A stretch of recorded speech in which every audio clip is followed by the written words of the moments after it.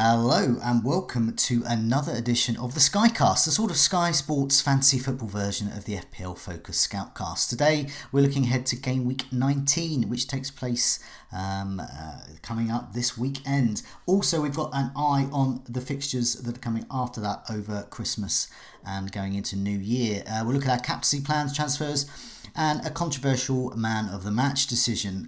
My name is Joe, and joining me is Luke. Luke, how are you? I'm good. It feels like we haven't had fantasy football for a few days, which is a rare experience at this time. So it actually feels like a longer break than it actually has been. It's a bit strange. But... Yeah, it does. It does feel like a break because we had like a flurry of activity, and then suddenly nothing. Now I want to start with Aubameyang. He got a man of the match, and then he didn't get man of the match. So yeah. I was one of those. For me, I was a bit perturbed because I got him in as a short-term move over the periods because he had two captaincy days. Blanked the first one, but then he did really well in the second one. And I was looking at 26. I think it was 26 points. And yeah, then suddenly, that's right. Yeah. And then suddenly it was down to 20 points. So, can you explain a bit about the man of the match? What happened there? Yeah, well, I also had a Aubameyang captain, so I just want to start by saying it negatively affected me as well. But here's the thing, right? I didn't actually watch the game, but I'm told that Pepe was clearly man of the match in the game. Right. Martinelli maybe had a shout as well, Yeah. but Aubameyang was largely not that great until the last sort of few minutes of the game. Obviously, he returned points. So in this case, I think I kind of side with what Sky have done. At the end of the day, at least the right man has got the man of the match at the end. If it had been the other way round, where it had been changed and you could argue he probably wasn't the man of the match, I'd be more upset. Ultimately, what happens is the journalists actually choose the man of the match, and these are often freelance people, etc., who work for Sky. So I think on this occasion, what's happened is basically it's just an editorial error. He's just left it at the bottom of the page or whatever by accident, forgotten to change it from the last one. I mean, it's a pretty sure bet the last time he covered Arsenal, Aubameyang was the man of the match. It usually is if he plays.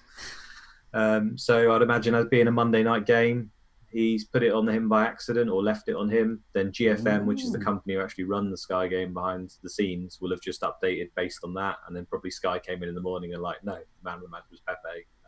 We need to change that. So it would have been something along those lines that they've done. And like I say, it's annoying. And obviously updating the next day, frustrating. But at the end of the day, the right man got the man of the match at the end. So as much as it hurt me and you and many others, I don't think we can argue too much. No, so basically it was a blunder and they rectified it.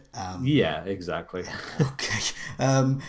Ollie Poole asks, should Sky scrap the man of the match point system after the latest controversy, he calls it? And if you held on to all this time in recent fixtures, do you think it's worth saving the transfers and hanging on to him? So a couple of points there about Aubameyang. One, just general, what do you think about man of the match? It went from 5 points and then this season it's down to 3 points. You know, they're just basically guessing, aren't they? And they're getting the wrong one. Is it time to just have a look at it and say, no, have something a bit more sophisticated around a bonus, or you're happy with this man in the stand? I mean, I'm all for reducing luck in this game, and I do find that man of the match, it's not entirely luck, but it's not far from it, is it? At the end of the day, And you know, often if the player's done very well in the game to be, in a position where he could have got man of the match, he's probably got a load of points anyway from goals or assists or whatever else. So it's just like an added thing on top. So I mean, I for one wouldn't mind it going. I don't think they're going to do that because essentially it's getting rid of points from the games, and everyone likes points, right? And it's a similar argument we've had with FPL before, where and still have with the bonus point system. People get rewarded when they sometimes shouldn't. So yeah, the purist in me says just get rid of all of it and just go with the raw data. But then how far do you go? You could even then go into the assists, which Maddison had a ropey assist taken off of him this week. I don't know if you knew that, but Oh. Maddison didn't get the assist for one of the goals, which was a blatant with cross Sky and streak. assist, because Sky use a different way of adjudicating on assists as FPL. So often I'm just used to assists not being given in Sky, but man of the match I'm not so used to. But yeah, Well, I mean, you could look at Sun. I don't know what they do now. Well, I do as I'm playing it, but not to the level of detail I used to. And Sun used to not even give points for assists at all, if you remember.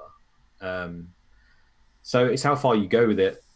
I personally, like I say, would go for the purist route, but that assist for Maddison was extremely harsh. They only go by Opta, and Opta have not given it to him simply because it clipped the toe of the defender before it hit Vardy, I think, and went in. But I mean, having watched the goal, Maddison basically, everything came from the fact that he managed to pull out that amazing cross with his wrong foot. It was just incredible, and it feels like it should be rewarded. So that's where sometimes it's like FPL, it feels good to get those points. But then you could argue again with FPL, you get fouled for a free kick and then someone hits a 40-yard free kick into the top corner. It's not really an assist, is it? I don't really agree with that either. So opinions, I guess. I'm all for scrapping it and going purist. I don't know about you, Joe. I would like it to be effective, like with VAR. It's good when it works, but when you sort of like, oh, I've just left it on this guy's name. Oh, hang on a minute, that guy looked a bit better, so let's give him. And it's only 3 points at the end of the day. But then again, it's a captaincy, and if it's you using a precious transfer like me for like a couple of weeks or so on a player, you want to eke out as many points as you can. So I think there's room to tweak it. And I think, I'm considering when you're going for £50,000 and loads of paid leagues, people get quite precious about these sort of things. You can understand. Yeah, especially if you're in the top 10, and you are looking to win it, and perhaps if you don't win it by 6 points, then you're going to be absolutely gutted by that. I also find with man of the match, some matches when they're televised by certain, they'll give it to something. I don't know. Say it was Villa playing or something, so you immediately go, "Oh, look, Grealish is playing great. Let's give him man of the match." Where there's other matches, it tends to be a bit more point system based. And I think definitely. I think what I'd like to see is some consistency. Either have everything man in the stands or everything points based. But looking at it, it's just different ways and different matches, and that's the bit I don't really like. Yeah, I agree with that. If that hopefully you've noticed that. So sometimes you'll have the game on the television, and you'll have like Alan Smith, who will instantly just vote for any striker in the game or to get man of the match, and then sometimes it's not covered and it's a 3 p.m. and then suddenly a random man of the match will pop up. You think, how the hell did he get it? And then you look into I don't know, bonus points in FPL, and you see that their defensive midfielder's right at the top, having completed so many passes and tackles, and you think, well, that was a complete stat pick. No one's obviously watched that game. I like it. Just consistency, either add man in the stand or man in the stats, whichever. The other part of that question from Ollie there was about Aubameyang. Now I've got him, and his fixtures are a bit patchy. So some of them, I think he's got Chelsea coming up, but he's got Bournemouth coming up. He's got sort of good and bad fixtures. But I was watching the game with an Arsenal friend of mine, and I was noticed, like many people, Aubameyang playing centrally, playing his best role. Hey presto, he's getting points. So even if Arsenal are bad, and even if Arsenal are losing, it does look on present form, if he's playing centrally, that Aubameyang might get a goal or two a match. And what do we do with Aubameyang now? I was all set to get rid of him, but do we keep him? Yeah, it's a tricky one, isn't it? You brought him in, but I've held him throughout all this, so it feels quite painful because he's been very bad for a while. And like you, I did plan to get rid of him. However, Arsenal pull out the formation that they've been crying for ages, finally dropping one of their front two, essentially, Lacazette, and then bringing in Martinelli and Pepe on the wings, which is what most fans, I think, have wanted for quite a while, shifting Aubameyang out front. And suddenly he gets points, like you say. So do we give him another chance? I mean, he's obviously a top class player who's got a ridiculous scoring record over the years in every league. So it is tempting to keep him in. And I think, in my mind, I've got Rashford coming in for Aubameyang. And I was thinking about just doing it this week because, let me just remind myself, they play together on the same day, Sunday, don't they? Let me just click onto it. Okay, yeah. So Aubameyang's at home to Man City. Obviously not Not a Yes. great fixture. However, Man City's defence is slightly ropey. And then you've got Man United at home to Everton on the same day. Now, Rashford could do very well in that game. Yeah. But you could argue Aubameyang could do okay as well. And then if you actually wait 1 week, Arsenal play on the Saturday away to Everton, and then Man United play on the Sunday away to Watford. So I'm tempted now to leave it one more and just see if Arsenal set up in the same way, and then I can always get the extra game next week. Obviously, that means I miss out on any Rashford points this week, which the way Rashford's been playing is a risk. He's getting over 10 points every game. So Yeah, that brings us on neatly to game week 19. And so in essence, Ollie, we're sort of watching brief with Aubameyang, but borrowed time but willing to keep possibly. But looking at game week 19 there, so what I'll ask you is about your captains for each day. We've got 3 days. The bulk of teams are playing on the Saturday. We've got 6 teams playing on the Sunday, and then Palace Brighton on the Monday. So I'll ask you about your captains, but also your just talk a bit more about those possible transfers that you might be making over that time. So yeah, on the Saturday, who sticks out for you there? I think that's a pretty obvious one for everyone, isn't it? It's going to be Mr. Jamie Vardy or Sadio Mane. Yeah.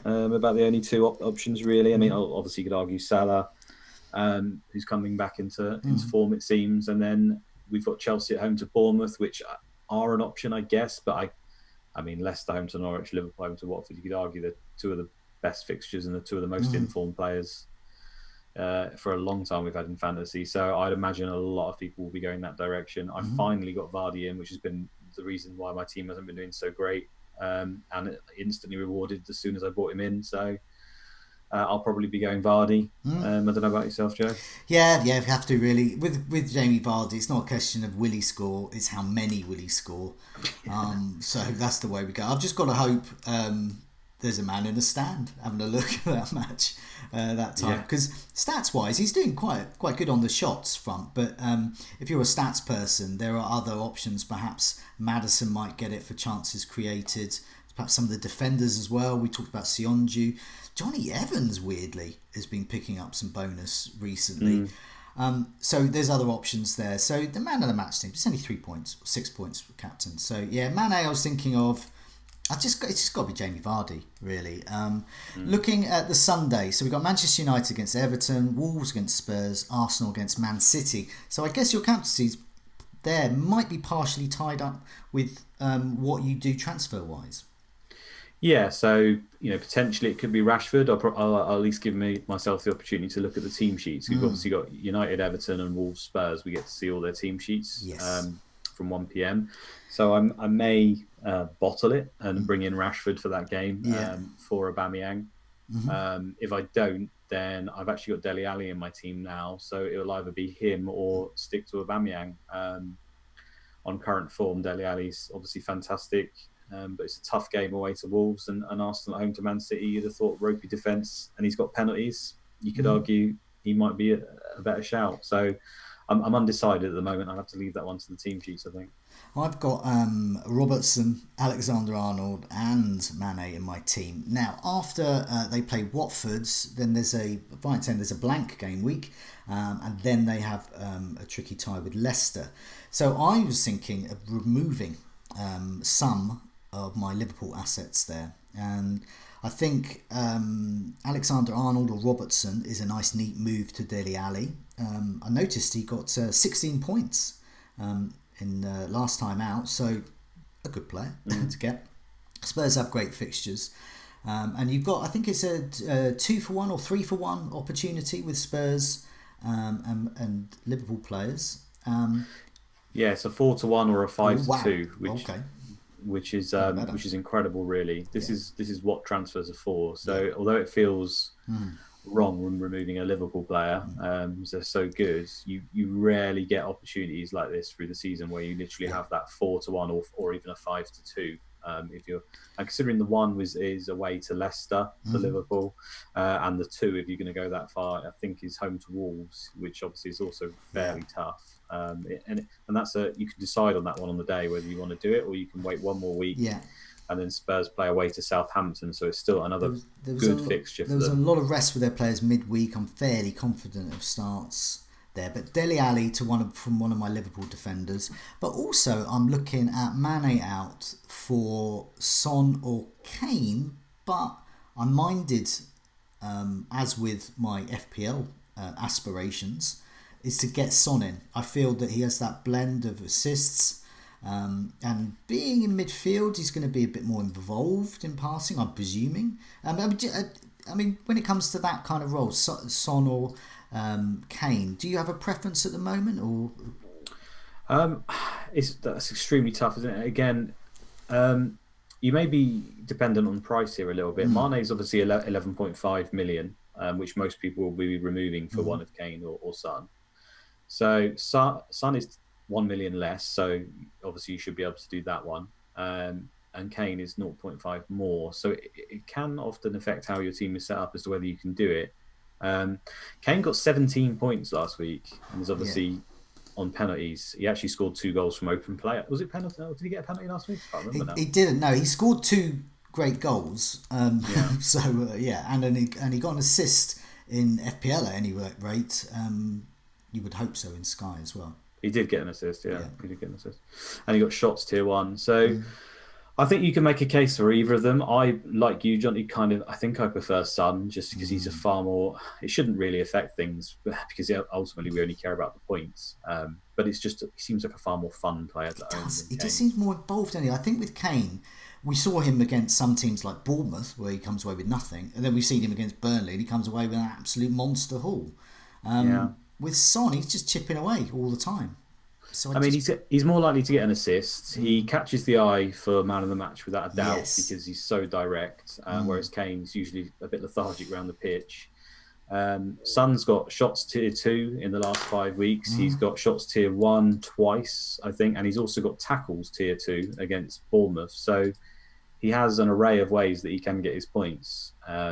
So I think I'll go for Son. The only worry is, as it's over Christmas period, he's historically not been a player who plays every single week and plays 90 minutes. So you would have thought he might, maybe not get a benching, but might come off early in some games. And Kane, you'd expect would probably just play through thick and thin. So that's the only sort of thing that is in the back of my mind, that Kane is arguably the safer pick.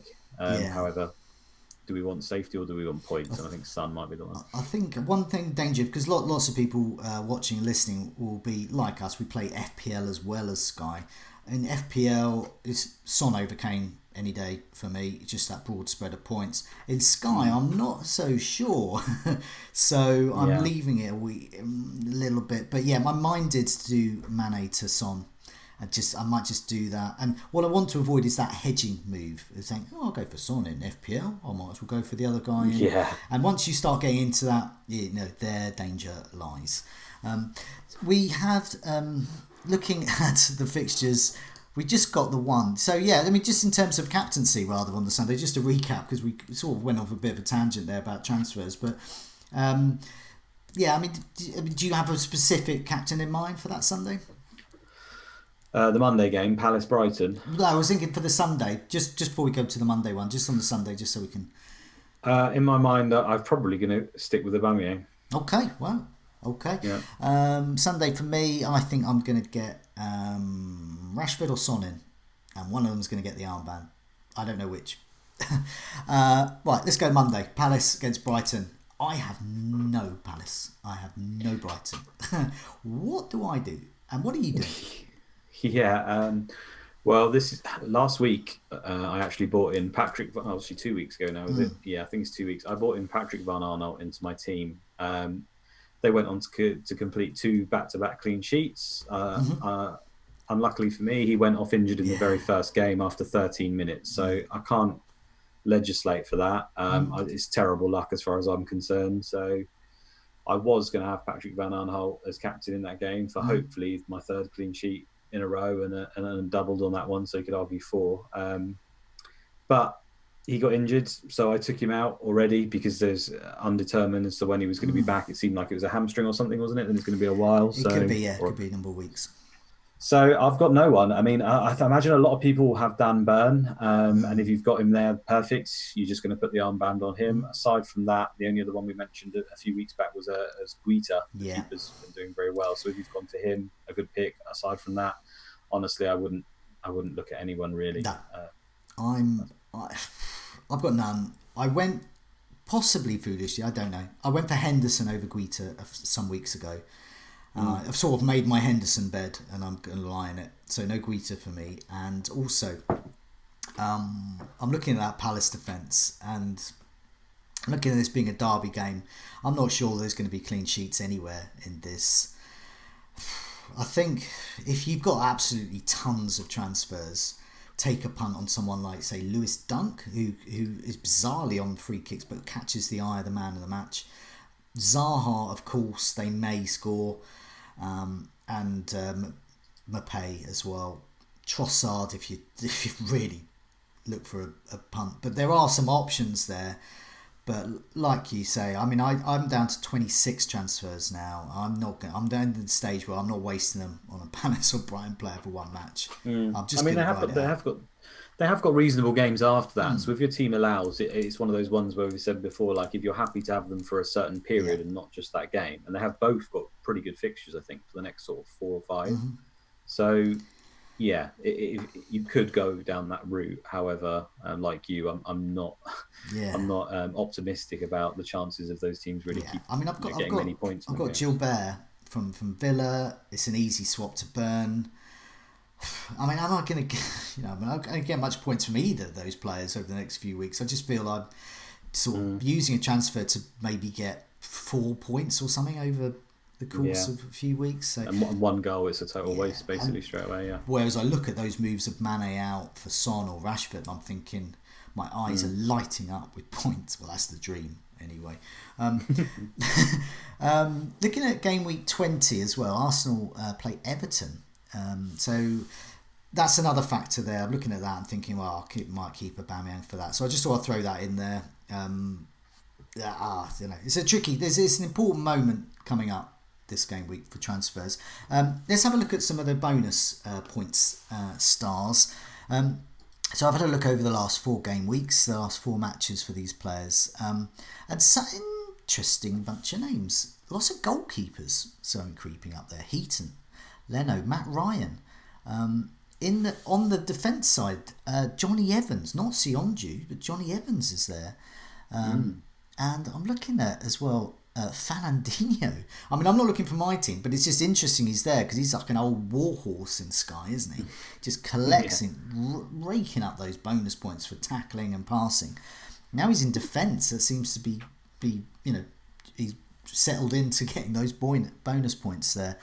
And Dubravka as well. Interesting, because Newcastle's fixtures are actually quite good. Out of any of those types of players, any catch the eye? I think Aurier stands out quite a lot here. As we've already mentioned, Spurs coming in for a 4-1. Some people might not be able to afford going from Trent to Ali because he's a little bit more, for example. Whereas Aurier's cheaper than Trent. I think he's 8 million something. If you actually look at, I assume it's up on the screen there, Joe, you can see the tackles 1 column. Yeah. And you can see Aurier on 12 there. Wow.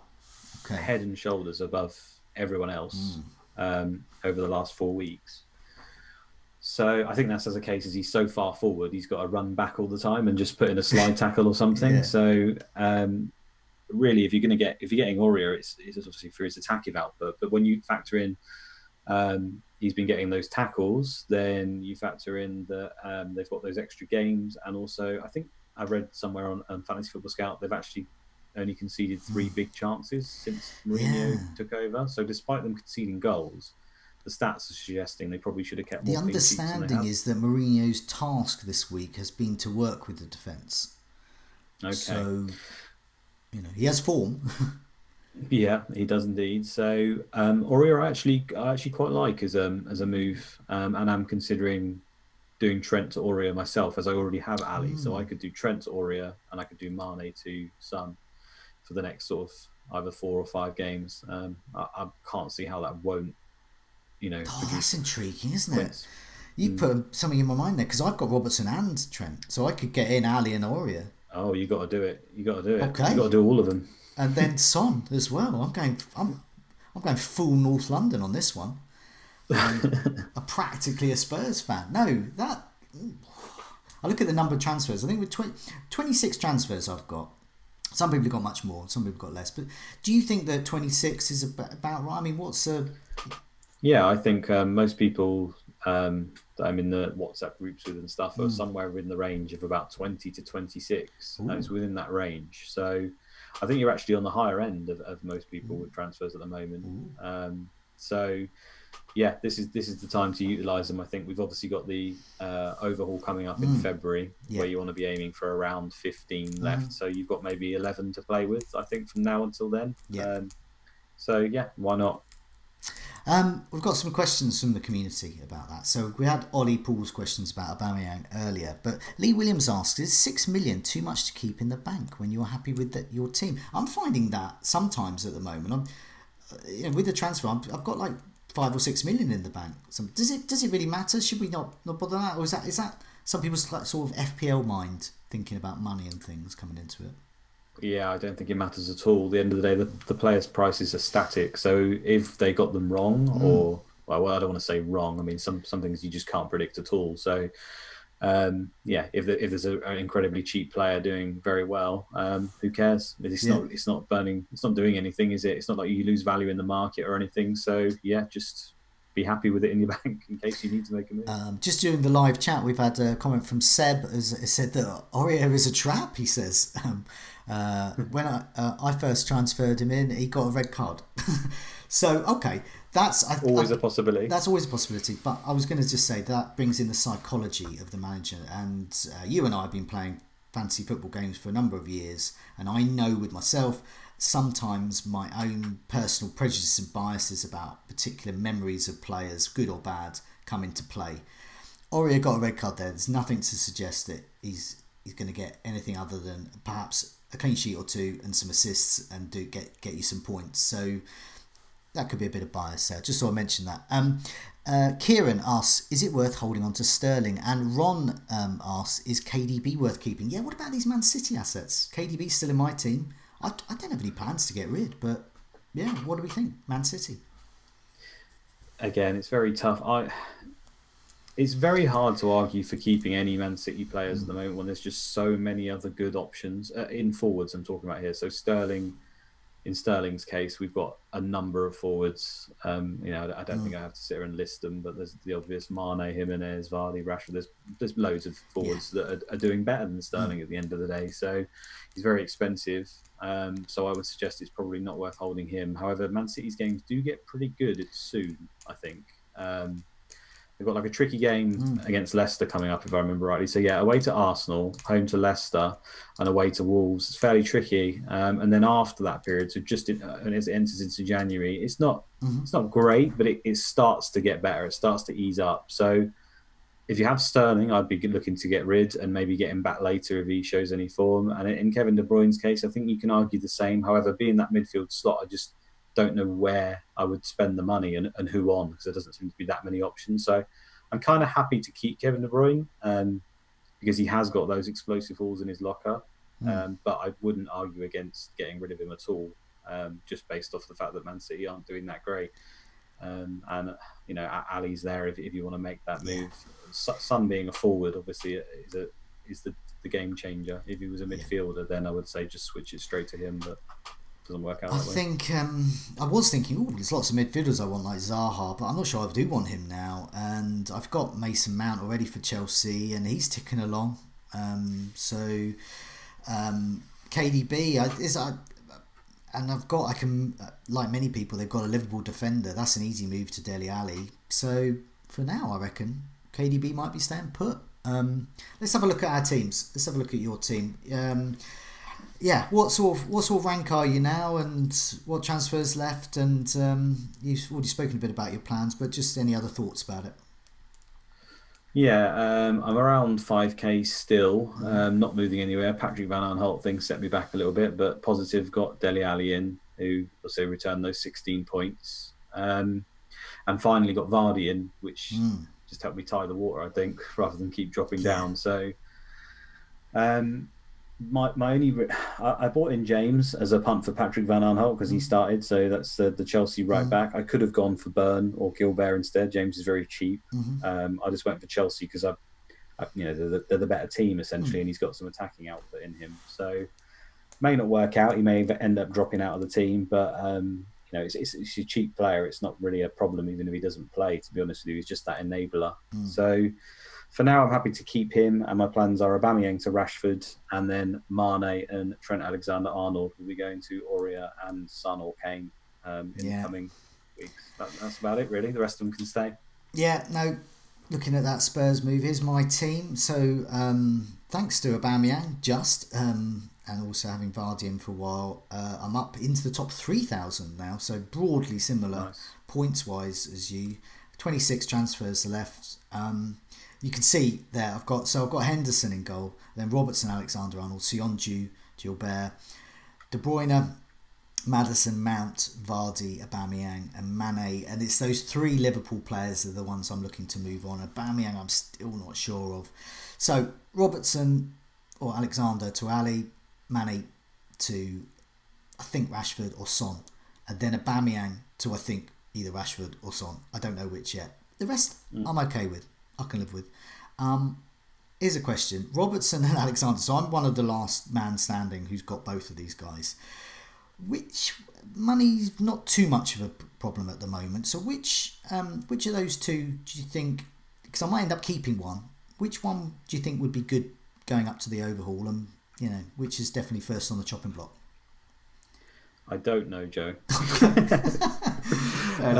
Either. No, it's so tough, isn't it? Alexander-Arnold can get you assists, as we all know. He doesn't really get bonus points from anywhere else, particularly. So you are just relying on those assists. But for him, that's not, that's not necessarily a negative. The guy creates so many chances. Yeah. My gut feel is to stay with Robertson because he has no competition for that fullback slot. He's more consistent with the bonus. And it's not like he can't get assists because he's very close to Alexander-Arnold in his total so far as well. So I would say that he is the one I'd probably keep over all of them. But having said that, Trent's far more exciting to own anyway, so we'll see. I mean, I'm going to go into dangerous hedging territory here. I'm probably going to keep Alexander-Arnold in FPL. So maybe I'll keep Robertson in Sky. I know what you mean though. At the moment though, it doesn't matter. It especially doesn't matter in after the Watford match because none of them are playing anyway. So we've got some plans there. We're going to be back next week to talk about game week 20 a bit more.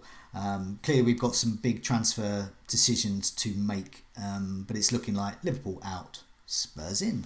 But for now, Luke, thanks so much for your time and good luck with the game week. Thanks, Joe, and good luck to you.